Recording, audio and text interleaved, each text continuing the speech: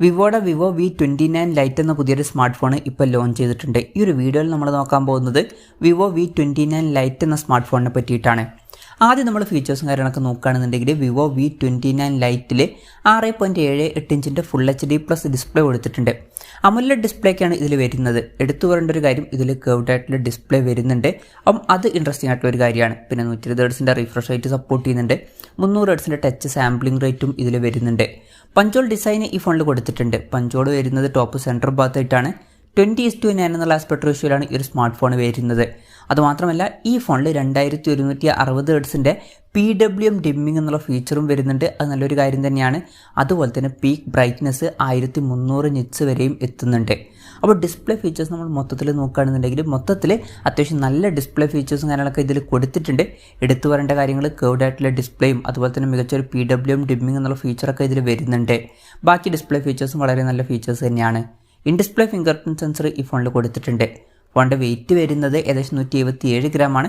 അപ്പം അത്യാവശ്യം വെയിറ്റ് കുറവാണ് എന്നൊക്കെ പറയാവുന്നതാണ്. തിക്നെസ് വരുന്നത് 7.89 mm ആണ്. ഈ ഫോണിൽ IP54 റേറ്റിംഗ് സപ്പോർട്ട് ചെയ്യുന്നുണ്ട്. ഈ ഫോണിൻ്റെ ഡാർക്ക് ബ്ലാക്ക് അതുപോലെ തന്നെ സമ്മർ ഗോൾഡ് എന്നീ 2 കളർ വേരിയൻസ് ആണ് ഇപ്പോൾ ലോഞ്ച് ചെയ്തിരിക്കുന്നത്.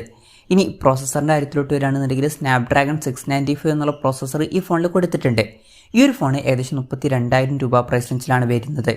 ആ ഒരു പ്രൈസ് റേഞ്ചിൽ ഈ ഒരു പ്രോസസ്സർ എങ്ങനെയുണ്ടെന്ന് വെച്ചാൽ അത്ര ബെസ്റ്റാണ് എന്ന് പറയാൻ പറ്റില്ല.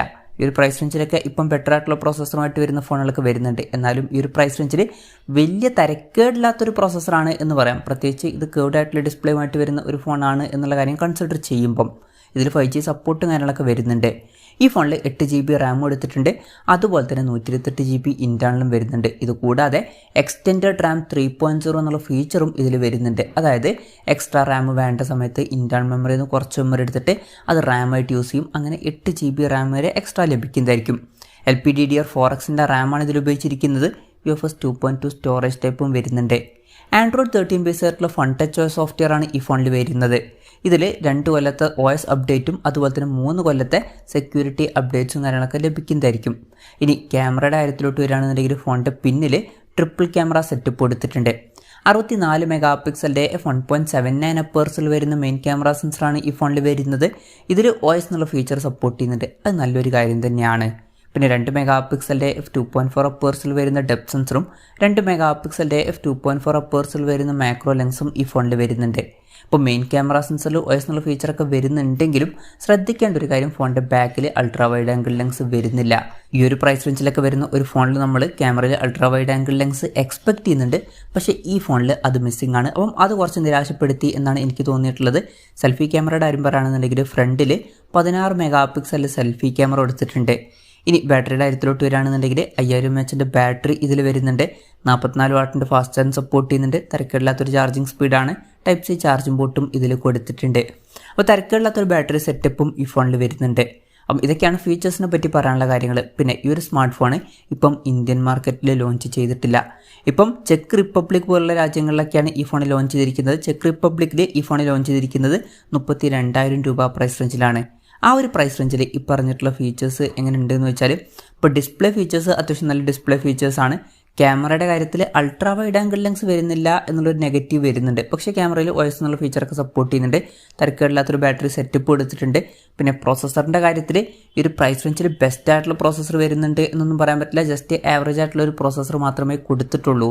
അപ്പം ഈ ഒരു പ്രൈസ് റേഞ്ചിൽ ചില ഇൻട്രസ്റ്റിംഗ് ആയിട്ടുള്ള ഫീച്ചേഴ്സൊക്കെ വരുന്നുണ്ട്. പക്ഷേ ഈ ഒരു പ്രൈസ് റേഞ്ചിൽ ഇത് ബെസ്റ്റ് ആണ് എന്നൊന്നും പറയാൻ പറ്റില്ല. പിന്നെ പറയേണ്ട ഒരു കാര്യം, ചെക്ക് റിപ്പബ്ലിക്കിൽ ഈ ഫോണിന് 2 കൊല്ലത്തെ വാറൻറ്റിയും കാര്യങ്ങളൊക്കെ ലഭിക്കുന്നുണ്ട്. അത് നല്ലൊരു കാര്യമാണ്.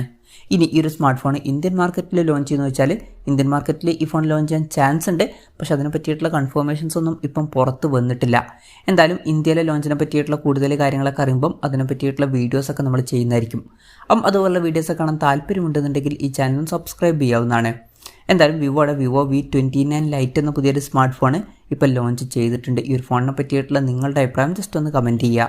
അതുപോലെ തന്നെ ഈ ഒരു സ്മാർട്ട് ഫോൺ ഇന്ത്യൻ മാർക്കറ്റിൽ നിങ്ങൾ ഏത് പ്രൈസിങ്ങിലാണ് എക്സ്പെക്റ്റ് ചെയ്യുന്നത് എന്നുള്ള കാര്യം കൂടി ജസ്റ്റ് ഒന്ന് കമൻറ്റ് ചെയ്യുക.